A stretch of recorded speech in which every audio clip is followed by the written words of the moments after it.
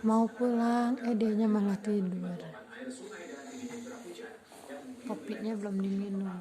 Selain terhadap rumah dan isinya, ratusan warga juga terpaksa mengungsi ke sejumlah lokasi yang aman karena khawatir banjir susulan.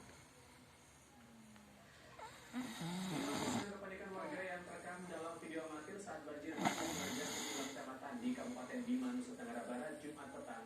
Hujan deras yang sejak Jumat pagi menyebabkan air sungai meluap ke perkampungan. Lokasi terparah adalah Desa Pelah, Kecamatan Montal, Benar-benar kebangun. ratusan rumah terendam banjir dan seluruh warga harus menyelamatkan diri ke tempat yang lebih aman. Belum ada